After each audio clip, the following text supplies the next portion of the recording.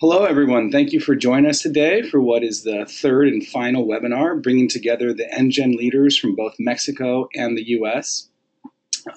First off, I'd like to thank today's guest presenter, HIP's very own Anita Gallagher, who is our learning and outreach lead for HIP Give, which is our online crowdfunding platform. And you guys will get to know a lot more about that as the webinar unfolds. As always, if you'd like to ask a question or make a comment at any time, please click on the hand raising icon in your GoToWebinar control panel, or conversely, you can simply type it into the question box, which I will be monitoring. So with that said, I know we got started a little bit late today, so I'm going to go ahead and make my comments brief and hand the mic over to Anita to start the presentation. That's great. Thank you very much, Michael. So welcome to the webinar about crowdfunding for social good. I know that most of you are already familiar with crowdfunding, but many of you haven't actually run a campaign before. So our plan for today's session is to look at crowdfunding overall as a game changer, why we think it's really important strategically for Latino giving in the US and Latin America. And we're going to look at how to make the most of HIP Give as a platform, so you get to know some of its characteristics.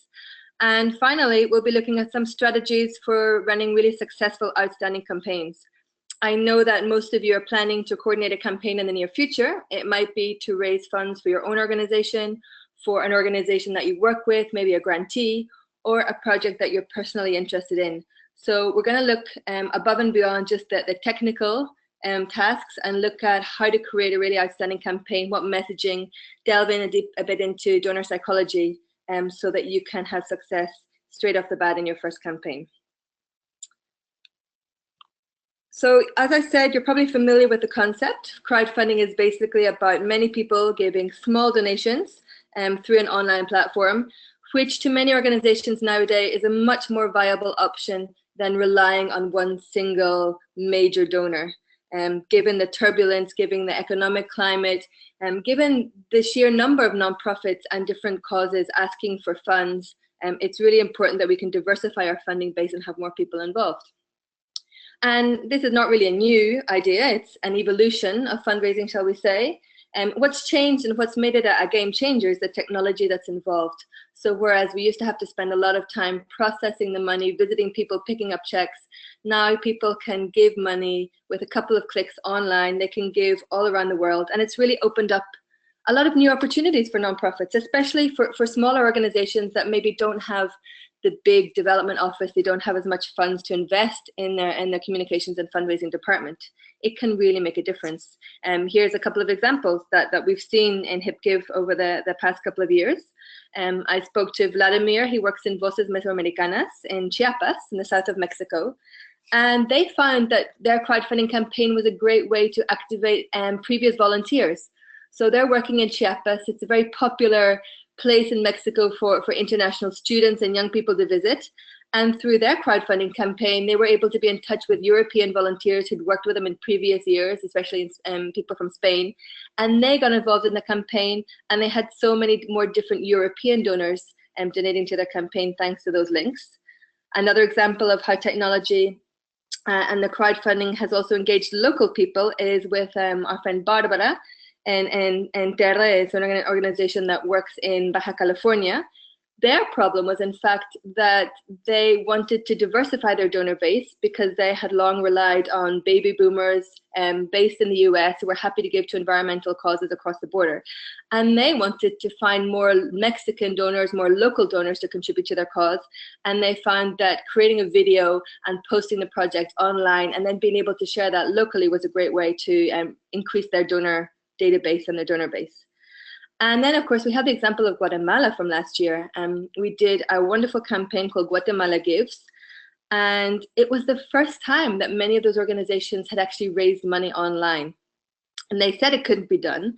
But in fact, 9 organizations raised over $31,000 on a single day on Giving Tuesday last year. So they had a range of between $1,000 and $16,000 that they raised on a single day. And so it shows you that crowdfunding can be groundbreaking for many organizations. But as A big founder of another platform has said many, many times, it's not really about the funds, it's more about the crowd. And the power of crowdfunding goes far beyond the money.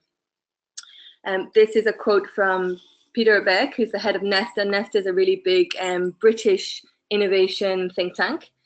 And he says that crowdfunding presents significant untapped potential for charities, social entrepreneurs, and community groups to raise more money, experiment with new ways of addressing local and social challenges, and getting more people involved in campaigning and volunteering. So we can see it really does go far beyond the money. If you're interested and you'd like to read more, that's a wonderful report, Crowdfunding for Good Causes. I've put the link there so you can follow up. But it's something that we've seen over and over again on HipGive, that even the organizations that haven't reached their goal in monetary terms are really grateful for the experience of running their first campaigns. To give you some of the figures, we've seen that 84% improved their social media skills and their marketing and online fundraising, and 82% have grown their donor base, even when they haven't managed to reach their final goal. So it's very beneficial. And of course, there's many overall advantages. For donors, crowdfunding makes it really easy to get involved, and a lot of people go on to become volunteers or they become activists because of the exposure that a crowdfunding campaign has achieved. Actually, many donors say that they give additional funds to crowdfunding, so above and beyond money that they would have already given in any year to charity. Because of the spontaneity of the crowdfunding appeals, they feel able and willing to give a little bit more. Crowdfunding is also really useful for organizations who don't have access to traditional sources of finance. If you're wanting to run a really innovative project that is outside the remit of traditional, philanthropic institutions, the convocatorias that we have in Mexico, and you think that it won't be something that a big institution will want to fund, but you can go to the crowd. You can say, look, people, what we're doing is really important. Please get on board through this alternative means. And as I said, if you run a campaign that focuses not just on asking for money, but sharing the cause and the importance of the work that you're doing, it can be really useful to build a community of support that can stay with you for future campaigns and future advocacy initiatives. In many cases, people have used crowdfunding as a tool to show support, to then put pressure on decision makers, local authorities, and other organizations. So it has big scope in what you can achieve. But, and I think I put it here, there's always a but if it wants to change. There we go.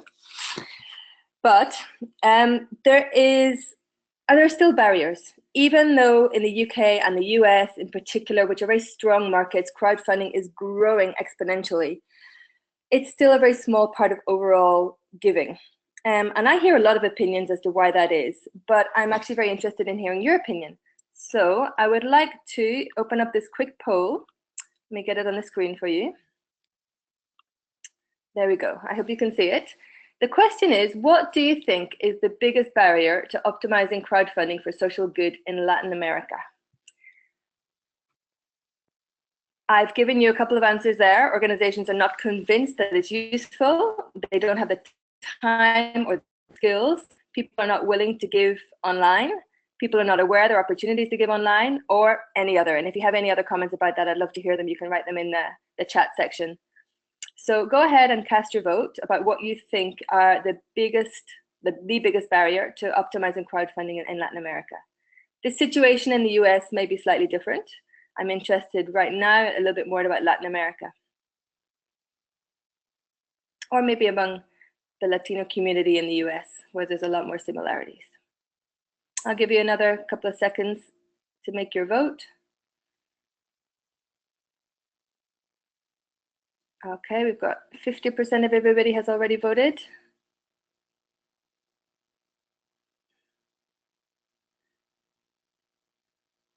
Anybody else want to cast their vote before we close it?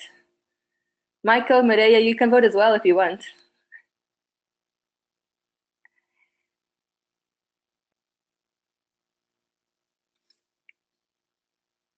All right, let's close this off now and see the results.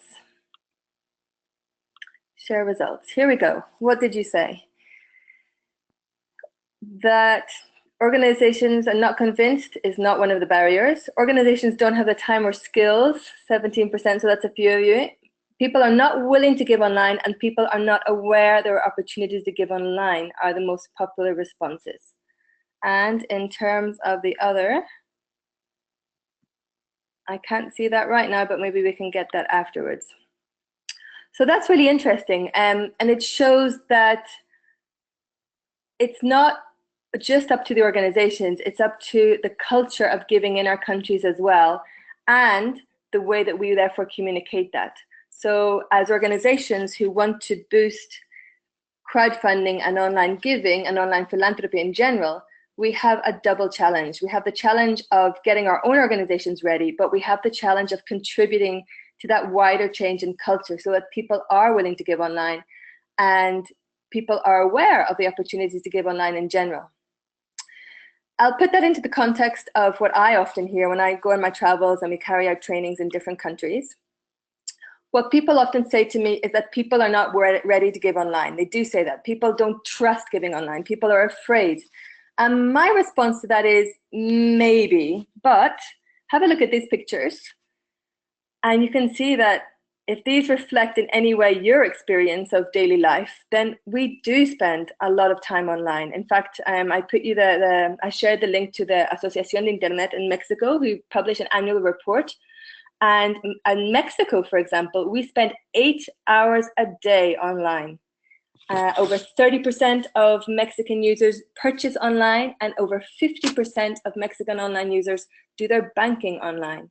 So my question is, if we trust our money online, why are we not trusting our ability to make donations online and spend that money online for good causes?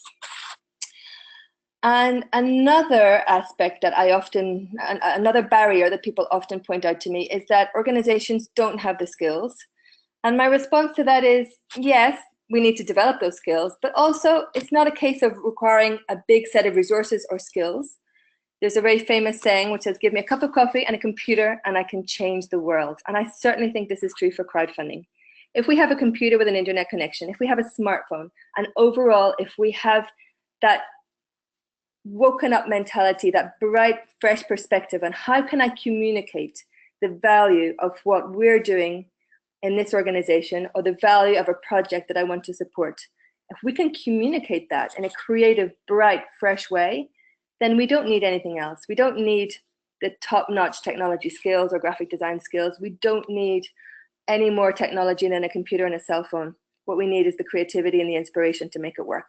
And crowdfunding really is a leveler.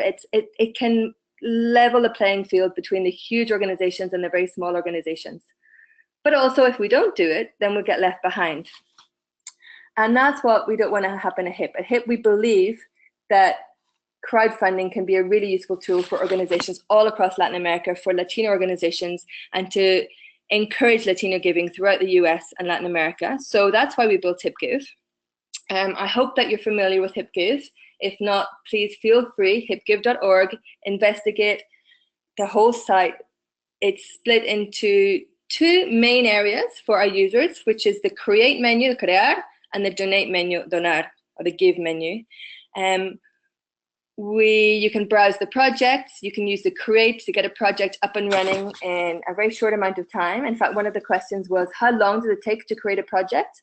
And we've seen that organizations normally dedicate about an hour online to actually fill in the form, and between 5 and 10 hours in putting together the project and the materials to get that project up online. And we'll delve into that a little bit further on. Some of the characteristics of HipGive, certainly in comparison to many other platforms out there, are that, first of all, it's a keep-it-all system. So you don't have to necessarily reach your fundraising goal in order to have access to the funds. If your goal is $5,000 and you only raise $2,000, well, then you get to keep that $2,000, no problem at all. Another feature is the security. Now, Michael is actually our security expert, but we work with WePay, they're a payment processor. And that means that all of the payments that are processed through credit cards over our site are 100% secure and guaranteed. It's also an entirely bilingual site and transnational in that it crosses boundaries. You can make a donation with a credit card from anywhere in the world at any time of day or night. Something else that's really interesting and useful for our organizations that we work with is that you have direct contact with the donors. At any time during your campaign, you can download a list of funders or a list of donors and have access to their names and their email addresses. And that means that you can then integrate them into your donor base and cultivate a one-to-one communication and relationship with those donors. Something which many people comment on is that we are a low-cost platform. We try and keep our commissions as low as possible because we want the organizations we work with to really take home the fruits of their fundraising campaigns. So right now our commission is 2.9% and 30 cents per dollar on every transaction or every donation in your campaign. So that means you're taking home about 97% of the total funds that you raise. And we're able to do that because that is only the cost of the WePay processing fee. We as an organization, we're a non-profit ourselves. We put ourselves in the shoes of the other organizations we work with, and we try really hard to keep that low. So we don't charge anything for our administrative costs. We're able to fund that through other means, and specifically as well through a feature called Tip Hip on the platform. So after a donor makes a donation to their chosen project, then they're invited to add a little tip on top of that, which will help us to keep on covering the cost of running the platform. Now that tip is completely voluntary, and the donor decides if they want to or not, and the amount of the tip that they want to give. And finally, I'd just like to point out that for the moment, HipGive works with legally constituted nonprofit organizations. So in the US, that means a 501c3 organization. And in Latin America, it means that you're legally constituted as a nonprofit. So you would share us your acta constitutiva or your registration with the tax authorities to let us see that status. And it means that we're able to keep up the credibility of the site so that everyone who donates knows that the funds are going to go to stable and well-run organizations. So that's a little review of the characteristics of HipGive as a platform. Here's just an overview of what one of the projects look like. This project is called Climbing for Education. It's run by Niños en Alegría, Mexican organization. It's in the category of education. And you can see that there's the timer, so everybody knows how many days are left on a certain campaign. There's a comparison of the goal to the amount raised so far. There's the really useful sharing buttons. And we have certain tabs. Now, I didn't copy the whole page, but you can see there's a tab for our story. And then there's a tab for givers. And a really useful feature of HipGive is that people who make a donation can leave a comment. And we found that many people like to offer comments of encouragement and motivation. And that's something we'll come back to later on as a really useful aspect of the platform.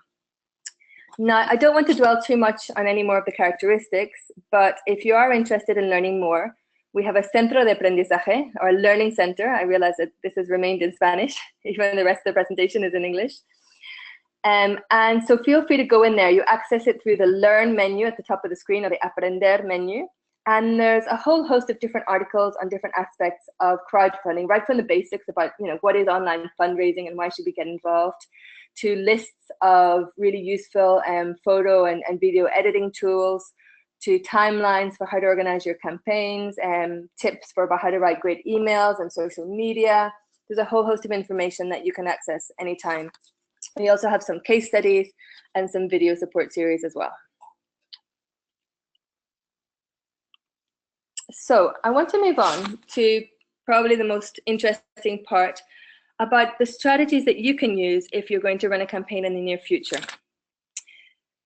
And I've put the title Aim High because I think it's really important to go beyond the basics here and let you see what really works. What are the keys to making a campaign go above and beyond the financial goal? And we're going to dive in a bit to looking at different aspects of donor psychology and what messaging really resonates with donors. So the basics of any crowdfunding campaign, I would contend, are 3 phases. The first phase is your project, the way that you describe your project or your cause, the combination of the photo, the video, the title, the narrative. And once you get that ready, then you enter the second phase, which is promotion. And that's when you as an organization are sharing the project with your audience, encouraging them to make a donation. And finally, the third stage, and this is a stage that not many organizations get to, and yet I feel is fundamental, is the people-to-people stage. And that's when other people possibly they've already donated or they're close to your organization, they take on the project as if it were theirs. And they share and they encourage more people to get on board. So it's kind of the peer-to-peer phase. I like to call it the people-to-people phase of the campaign. And again, if you want to learn more about any of these particular steps, then dive into the Learning Centre.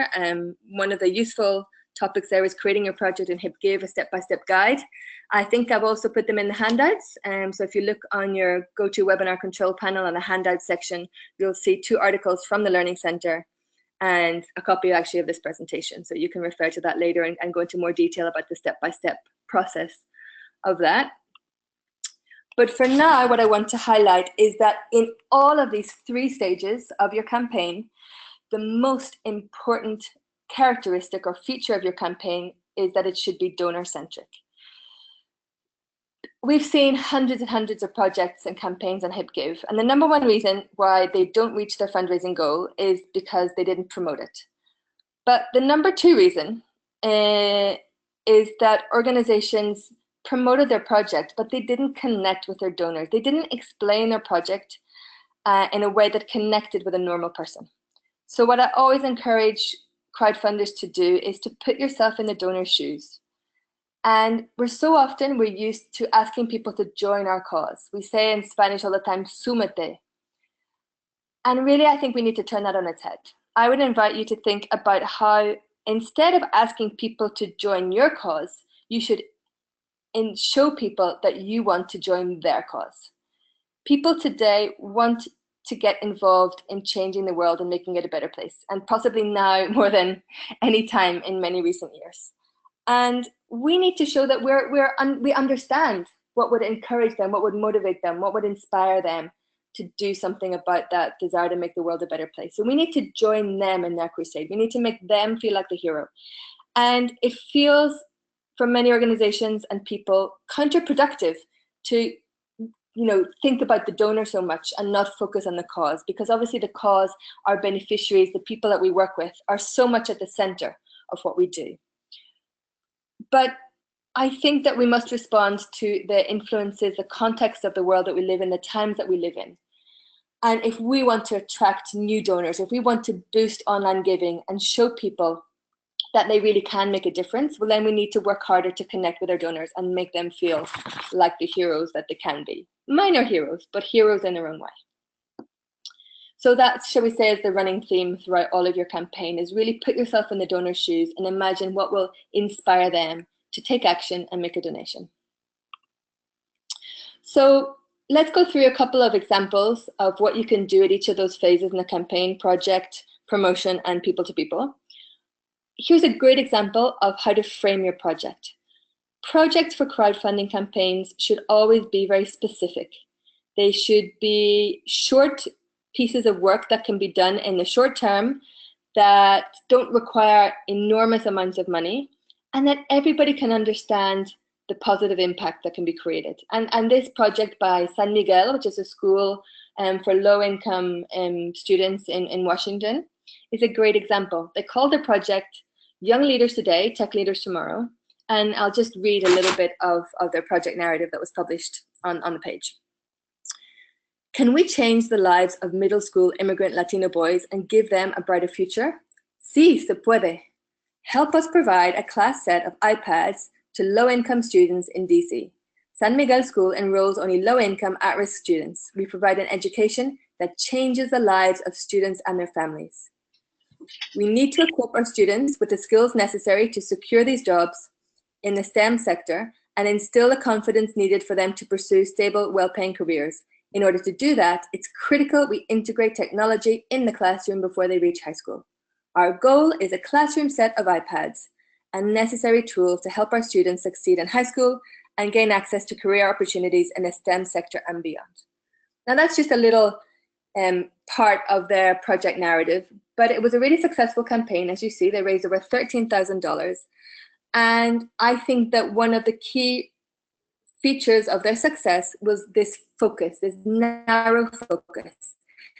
They at school have many needs, many things they want to fundraise for, but they were able to narrow their project down to a very specific ask for a set of iPads for the science classrooms. So it's a very short-term goal. We can. Yes? Sorry to interrupt, but on my screen, I'm still seeing slide 2 on the screen share. So I know we're probably supposed to be way further than that in the PowerPoint. So I just wanted to let you know. I apologize. That's strange. It says it's sharing the Acrobat. Maybe do you want to try and open up and change over because I sent it to you? You're right. We've passed through a lot of other items. I mean, can you see it changing?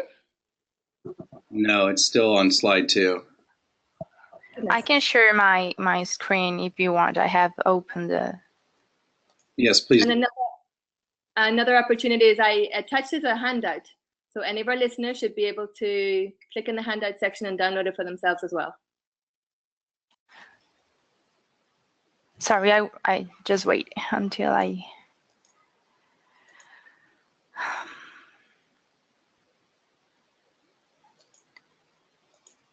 Is my screen showing?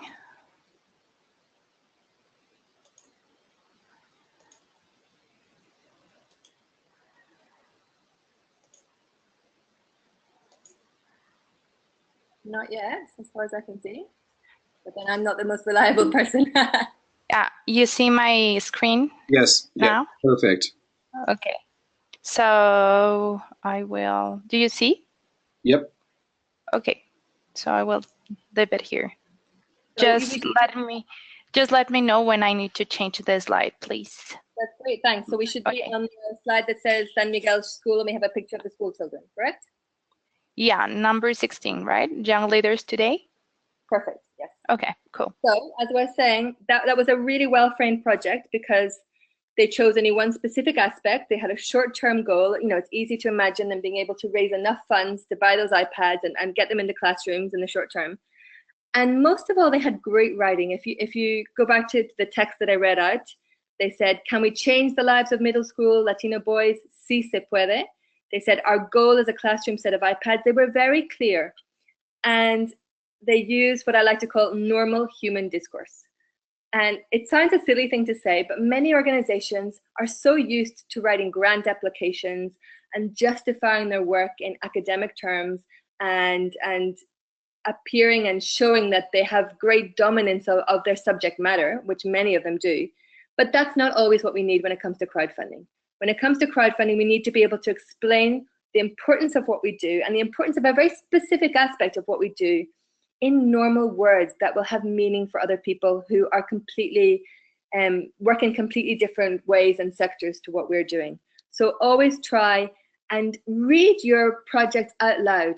In fact, I would encourage you to sit in the kitchen with your mom or your wife or your husband or your partner or your niece or your nephew, anyone who is not really in touch with the day-to-day work of the organization, read them the project and ask them if they understand, and they can tell it back to you in their own words. And if you're able to do that, then it means you're communicating your project in a powerful way that will resonate with people and your audience. So we'll move on to the next one, if we can. So promotion. You should be seeing some images of WhatsApp messages. When we talk about promotion, where it's the stage of the campaign where you start spreading the word to other people. You start talking about, this is our campaign, we want to achieve this, we need this financial goal, please help us. And it's normally your organization to the audience of the organization. And most people tend to think of email as the first line of promotion. And I would agree, email is a very powerful tool. But what I want to highlight today is that those tools are always changing and those channels of communication are always changing. And whereas email 10 or 15 years ago was still a very personal medium and we wrote emails to our friends and our family, today email is now very much associated with work. And we have an increasing amount of spam in our email inboxes. We spend less time actually reading the emails that we receive. So I would encourage you to move to messaging apps, WhatsApp, and other personal platforms as a way of promoting your campaign, even as an organization reaching out to your organization's audience, but especially if you're a person trying to crowdfund on behalf of an organization. It has to be personal. And so the example that you see on the screen is an organization called ASAC, Ayúdame a sonreír ante el cáncer. And they ran a great campaign almost exclusively on WhatsApp. And you can see they wrote really concise messages. They put in the key calls to action. They had the links to the HipGive website so that people could convert their interest with a couple of clicks into a donation. And in fact, they were communicating matching funds as well on the WhatsApp. So it was a really useful way that worked very successfully for them to promote their campaign to their audience. Now, if you move on to the next one, please, Marie, you'll see some examples of social media, especially Facebook. And of course, Facebook is really a powerful way to promote. But a lot of people get frustrated because they say it's not giving me the benefits. It's not converting people to becoming donors. I think it's just a way for us to broadcast things. So what you need to find a way to do in your crowdfunding campaign is to use Facebook, first of all, to build a community. And then second, you can really work on converting that community into becoming donors and ambassadors for your campaign. People often ask me, how long should I invest in my crowdfunding campaign? How long will it take to get to the goal? And of course, it depends enormously on your goal, on the size of your organization, on the amount of people that you have involved in your campaign. But what I would say is that you should start early. If you're thinking about running a crowdfunding campaign later on in the year, start building your social media communities from now, because it takes time to build those communities organically. I often give the example of ticket sales for big concerts. So for example, when you think about U2 or the Rolling Stones, when they launch tickets for a concert, those tickets sell out not just in hours, but in minutes. And the reason why they're able to have that phenomenal effect of selling so many tickets in such a short space of time is that they have built a community of supporters over years and years and years. And we need to think a little bit the same way in our organizations and on our causes. If we want people to respond to our request to give a donation, we need to have a community of people that we're sending that message out to, a community of people that already know our organization, that already value our organization or value our cause or value our project. Or in the case of an individual who's crowdfunding, value the passion and the commitment that they know is behind that involvement with that cause. So start building your community as early as you can. But in terms of content that you can put on social media and Facebook that really works, here's a couple of examples. Top left, you can see an example that the Dia Crowdfunding campaign used last year in Mexico. And this is what I call a meta message. You can see they're comparing, you choose what to invest in, 2 coffees for 128 or a donation to a crowdfunding project, 128 pesos. It doesn't give you any information about the actual cause of the project. It's just working at that meta level of it's easy to make a donation online. It will not cost you a lot of money. It's something that you already have in your purse, on your wallet, and you can make this easily. So it's, like I said, a meta messaging that overcomes that donor psychology of, I am not ready to give online, I don't want to give online. And the one at the bottom from Giving Tuesday, Be a Generosity Rockstar, is an example of what we were talking about, making the donor the hero. There's no mention of a cause. They don't say you should help this organization or this project because they're doing great work. It's just saying you can make a difference. You can be a generosity rockstar, making the donor the hero. And on the right-hand side, you see campaigns from Save the Children and from the UNHCR. And they do show the cause, but really interestingly, they put the donor or the volunteer in the picture with the beneficiary. And this is a little bit of a sea change that's been happening over recent years that I've been watching on social media. It used to be that organizations would always showcase the people that we're trying to help, and we had the whole rise of storytelling about beneficiaries being able to tell their story and the impact that a project would make on their life. And increasingly, we're seeing that organizations are building in the volunteer and the donor as part of that story. They're saying that with your involvement in this cause or in this project, you're making a difference. And we can see, for example, on the Save the Children example, the smile on the face of the volunteer. And they're saying, be part of this, and really engaging with the donor on a different psychological level. Rather than viewing the donor as somebody who's just able to give money, they're saying you're able to give money, but also accompaniment, hope, joy, protection as well. And if you'll move on to the next one, please, Mireia, you'll see an example from Greenpeace. And what I loved about this example, if you look on the right-hand side, you'll see how Greenpeace USA responded to every single comment. And this is just an excerpt. There was a long list of comments and a long list of responses from the Greenpeace USA team. And every single person that commented on that short video of Emma Thompson received a personal comment. Thank you, Chris. We do too. Thanks for supporting. Hi there, Jack. You notice that they have a salutation. They use the name of the person. And then in many cases, they ask them or guide them to how else they can get involved with supporting that cause. So always remember that Facebook should not just be a broadcasting platform. It should be a community building exercise. We should get people involved by interacting with them personally, by starting conversations, by asking questions, by getting to know people. People online are still people. So we need to interact with them as such. And that's the way to build a community so that when we're ready to launch our crowdfunding campaign, we have people interested and curious. And even if we launch the campaign and we put out the request for a donation and people comment in other ways, or if people even just give us likes, we should follow up on those likes and say, hey, John, thanks for liking our post. What else would you like to know? Now, it will take time. And it does mean that you do need to have somebody committed as your social media manager or community builder. But I think it's something that will build dividends over the long term.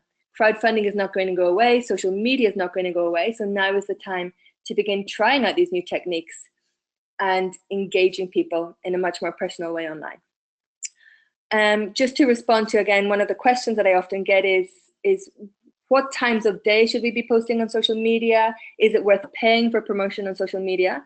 Well, I can only respond to questions about Facebook on that, where most of my experience is, and certainly is by far the leading platform in Mexico. I would say definitely do pay for promotion. Boost your posts. I have found that with boosts as low as $5 or $10, I get hundreds of different interactions. And it gives me so many more opportunities to build a community and drive people towards certain campaigns. The only thing I would say is choose your posts wisely. So when you're beginning to launch your campaign, put together a post that has a really engaging video or photographs. Make sure your text explains the overall rationale of the crowdfunding campaign and has a very clear call to action. And that's the post that you should put the money onto for the promotion. And regarding times, I think there's a lot of evidence nowadays that points to the fact that you should be posting your key posts around lunchtime and in the evening, which is when the vast majority of people have a little bit of downtime and they're going on to their social media and checking their different feeds. So lunchtime, between 1 to 3 in the afternoon, and in the evening after about 8 o'clock at night are the peak times for people checking social media, interacting with social media, and increasing more with the videos. Video works very well in the evenings, not so much in the afternoons from the evidence that I've seen so far. So that's a little review of different techniques for promotion. And moving on to the next slide, there's some explanations of people to people. I call it people to people. Some people call it peer-to-peer. It's all based on this concept of social proof. I don't know if you've heard of social proof before. It's what makes sites like TripAdvisor and Amazon work so well, because they allow people to comment and review and critique. And nowadays, we're so often skeptical about information that we see online. There's so much information, we don't know what to believe. And we often don't want to believe companies that are selling us things, or even sometimes organizations that are asking us for things. But we do value real people's opinions. So as a crowdfunder, you have a real opportunity to use the value of referrals, of recommendations from people. And think about it yourself. How different is it if an organization sends you an email? A one among hundreds of emails in your inbox, you may not even read it, you probably won't reply. But if a friend were to resend you that email with a little bit of a personal introduction saying, Anita, this is a great cause. I've just given $50. Would you like to get involved? Then I will treat that email in a completely different way. And what were to happen if, for example, a board member were to send out a message in a WhatsApp group with a link to your crowdfunding campaign and encourage his network or her network of high-profile individuals to donate to that cause as well? That personal recommendation is worth gold in a crowdfunding campaign. And as I said, you can see on the right-hand side of the screen, hopefully, there's different aspects of how in Hip Give, people can leave comments, and you can build on those comments, and you can really work them into your campaign, saying such and such a person has already gave, or ask permission to use that testimony, that phrase, that comment, and put it out on social media, put it out on WhatsApp, and share it with other people to show that this is something that is really people are getting involved in. One question is, therefore, how can you craft your materials? How can you send emails and messages and Facebook posts that actually inspire people to share? Because one thing is having the aspiration that we'll run a people-to-people campaign, and the other thing is actually making it happen. So if you'll move on, Mireia, you should see a slide that has some red circles. And this is a lovely graphic, quite a funny graphic. It shows how much we have to think about our messaging to get people to act. So the big circle is all of the things that I think about the project. The next circle down is what I'm able to put into words about that project. Smaller than that still is what I say to other people about the project. And of course, communication is an imperfect process. So an even smaller circle is what people actually understand about the project or about the campaign. And even within that circle, there's a much smaller circle, and that's what we have to aim for, is what will get people to act? What do I need to say? What message do I need to convey that will inspire people, not just to understand what I'm saying to them, but to take action and share and encourage other people to give to this campaign as well?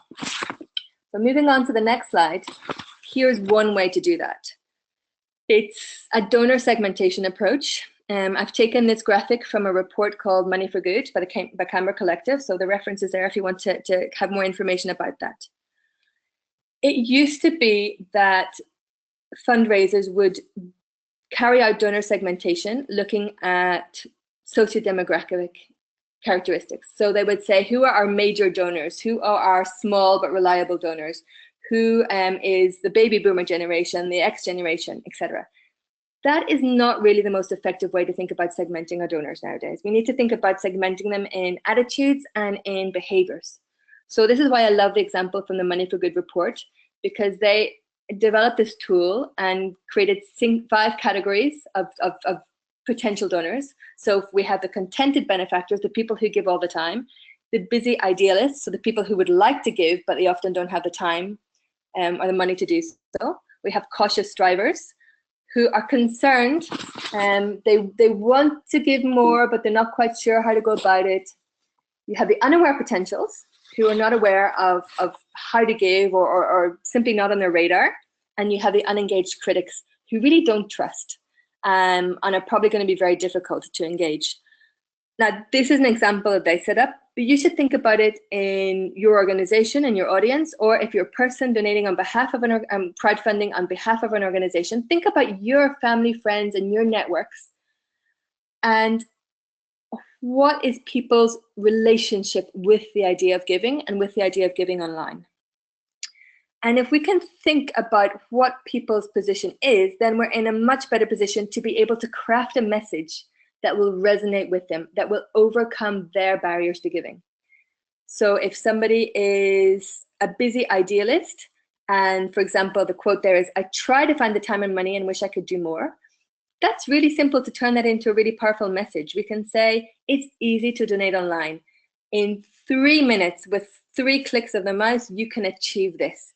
Turn that message around into something that resonates with them.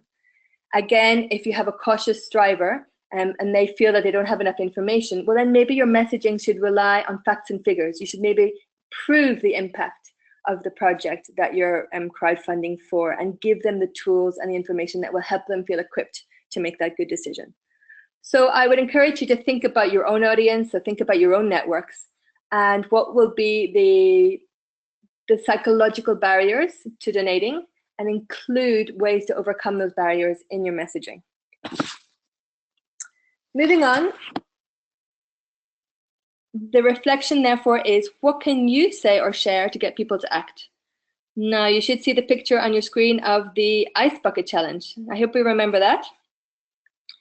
And that was a really huge example of something that was so inspirational and so motivational that people, thousands and millions of people all around the world, got involved. and gave money, some of them to the original cause, some of them to many other causes. But think about that. And in your organization or for your cause, think, what could I say or ask people to do that would cause that type of reaction? And I think it's worth sitting down or going for a walk, clearing your head and being creative about it and thinking what message would really inspire that level of commitment and that level of action. What will cause other people to share that message on with their own friends so that even I as an organization or I as a person don't have to get involved. So that's a little summary of those 3 phases of a really successful campaign. Most campaigns definitely get their project up and running. Most campaigns run some type of promotional phase, but not all campaigns. In fact, very few really optimize the people-to-people stage, which I think is where the key to success in really successful campaigns is. So you should see there on the next slide a review. There's 3 summary tips there for frame your project in a way that makes people think that even $20, for example, could make a difference. Promote your project widely, but make it feel personal. Show how easy and impactful it is to give. And finally, empower people to share the message for you. Give them inspiration, structure, and incentives. Now, before we finish, and finally, there's one more secret ingredient that I want to share with you that can build great success in your crowdfunding campaigns.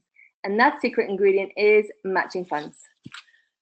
Matching funds, as a definition, simply the idea that for every dollar or peso that you raise, that somebody else will give an additional amount to help boost your ability to reach your goal. We've used lots of different matching funds, incentives, and HIP gives over the year. We have found that over and over again, they really work. They encourage people to give and to give more. People love bargains, and people love to know that they're not alone. The idea that somebody would recognize your donation and add to it is very powerful in terms of donor psychology. So you have people who feel that really their gift is worth so much more because of those matching funds. And you also have more professional people who approach giving to organizations through maybe a more rigorous approach, and they know that if they can give at a certain time when there's extra matching funds on offer, then it certainly is worth the extra effort to give it a certain time or a certain day, because they want to see that benefit accrue to the organization that's going to benefit. So do make use of matching funds. Remember that a small amount goes a long way. It's often about the effect. You can have a great splash in your communications campaign with even a matching funds commitment of $1,000 or $2,000. Ideally, you would have more. But even with $1,000, if you communicate that effectively and you say, on such a day, we have $1,000 of matching funds, this is what you need to know to give and to benefit from that, people will respond positively. Frame it in a very positive light. You also don't need to always match one-to-one. Typically, if somebody gives $1, the matching funds will be $1 more, but you could do it in such a way that for every dollar that a donor gives, you'll have 50 cents of matching funds, or every $1,000 you reach, there'll be an extra $200 of matching funds. You can play around to make that matching funds pot go further. What you do need to do is make sure you communicate the times clearly and manage expectations, because a lot of people will be upset if they thought that their donation was going to be matched, especially in terms of bigger donations, and they find out that hasn't been the case. And this can happen both within the organization, where there's great expectations of that all the money will be doubled, and it happens as well with individual donors outside of the organization. So communicate clearly. We always recommend in terms of HIP Give matching fund campaigns that you say there is an opportunity for your donation to be matched, or there is a chance that it will be matched because at such and such a time, this amount of matching funds will be made available. But again, as I say, it really, most of the effect of matching funds is in the original incentive, not in the actual fact of how many funds were matched after the campaign has finished, and you can look at the statistics. And finally, last piece of advice is don't just rely on the platform, look for your own matching funds. So in HIP Give, we have been fortunate that over the past couple of years, we've been able to offer matching funds, and particularly on key days such as Giving Tuesday, Latinos Give on Giving Tuesday campaign. But you don't need to rely on us or any other platform. You can go out to the people in your networks, in your community, and ask for matching funds and set up your own matching funds campaign. So it would be very easy to run your campaign on HipGive and say that our goal on HipGive is $5,000.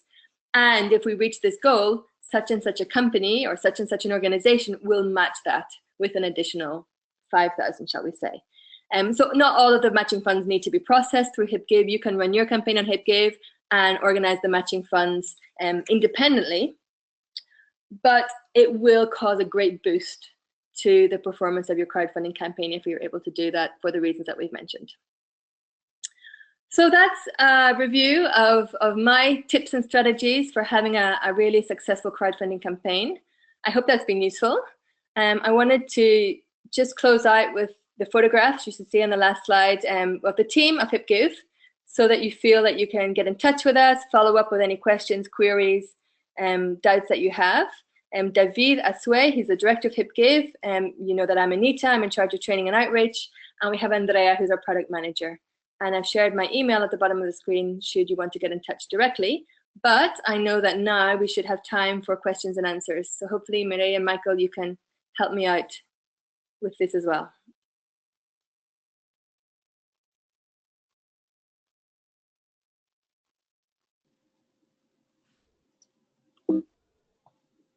Okay, thank you so much, Anita, for that amazing presentation. I'd like to take some time now to go ahead and open the floor for questions and answers.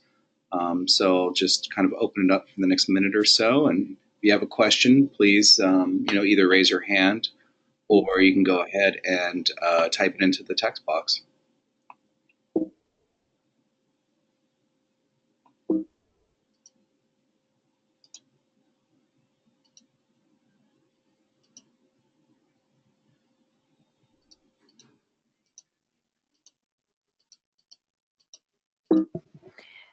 Recuerden que pueden hacer también sus preguntas en español, si alguno se siente más cómoda de hacerlo de esa manera.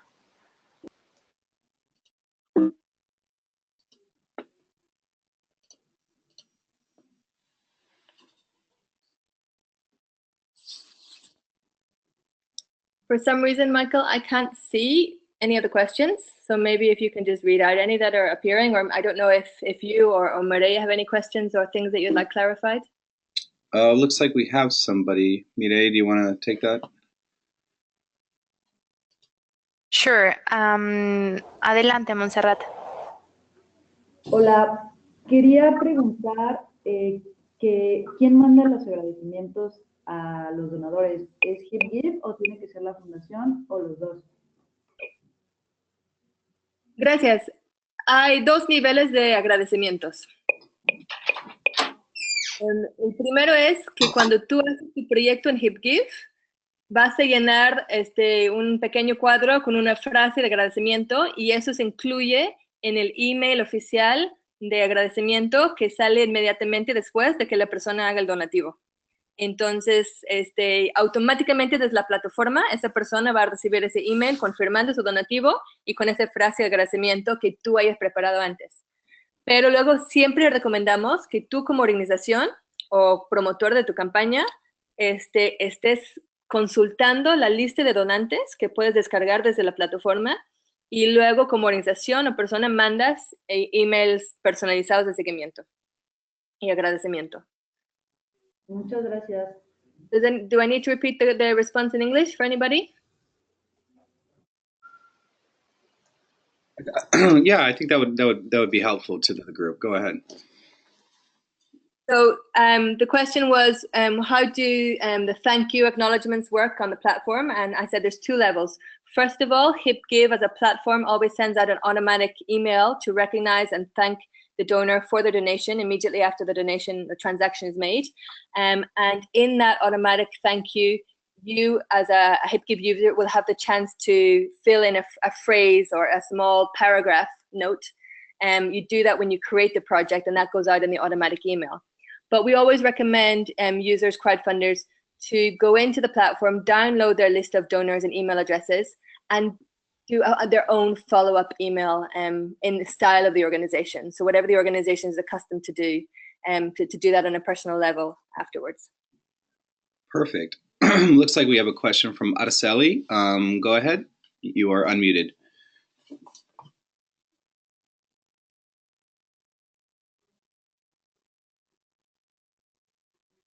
Araceli, si quieres quita el mute de tu micrófono, por favor. Ok, ¿listo? Listo. Sí, ya. Va. Mi pregunta va encaminada a si cualquier asociación o organización puede recibir este tipo de donativos. Gracias. Sí, nosotros en HipGive trabajamos con organizaciones legalmente constituidas. Lo que quiere decir en México que tienes que ser una AC o IAP, y lo que recibimos como documento para verificar eso es tu acta constitutiva o bien tu inscripción en el SAT como organización sin fines de lucro. En México no es necesario que seas donataria autorizada. Basta con ser una AC o IAP legalmente constituida. So the question was, what type of organization? Are we able to work with all types of organizations? And the answer is that we work with legally constituted nonprofits. So in Mexico or in Latin America, that means you need to have your acta, your act of incorporation, the legal document that states that you're not for profit. And in the US, the equivalent is your 501c3 confirmation letter. Gracias, Anita. Thank you, Anita. ¿Hay alguna otra pregunta, comentario que alguien quisiera hacer? There's any other question or comment someone of the attendants want to make to Anita about HipGive or any tip? Adelante, Gabriela. Perdón, Elka. Gracias, Mireille. Thanks, Anita. I would like to ask, when is crowdfunding the way to go to raise funds as opposed to any other fundraising strategy? Oh, that's a good question. It depends a lot on the overall calendar and the fundraising traditions or successful sources of fundraising an organization already have. I would say it's useful for any type of project that can be broken down into small components. And it's the way to go when you want to reach new people. And I think that's a pressing concern for many organizations nowadays. It's not easy to reach those new people. You do need to think carefully, like I said, about your messaging, and you need to think carefully about who you will be sharing this to and how they will share it onwards. So that's one thing. It's also useful if you're in a short time frame. So many other ways to raise funds take a long time. So definitely, grant writing and trying to negotiate projects with big philanthropic institutions can take a very long amount of time. Running an annual fund campaign or a media-based campaign can take a lot of time. Whereas if you have a short-term need and you want to raise those funds quickly, then crowdfunding can be a really useful response as well. Does that make sense? Yes, it does. Thanks. Gracias, Erika. Gracias, Anita. Damos otros minutitos por si alguien tiene alguna otra pregunta o comentario. We are going to have some other minutes of questions or comments if anyone wants to raise their hands or just write down in the question section your comment or your question to Anita.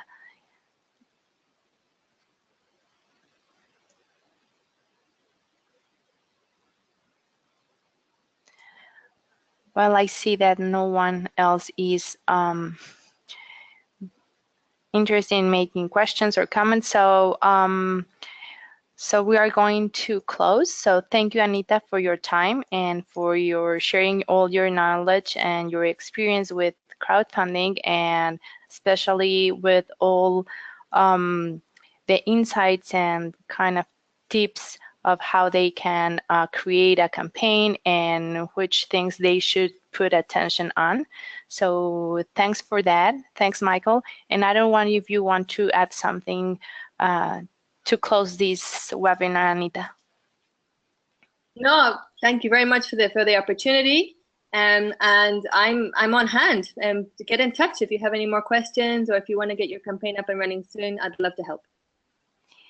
Thank you, Anita. And we encourage all of you, if you want to upload a campaign in HipGrief for your organizations or any project you would like to support, feel free to give a look in the platform and use it. It's for the good of all the social work we are doing. So thanks again, and see you the next time. Thank you.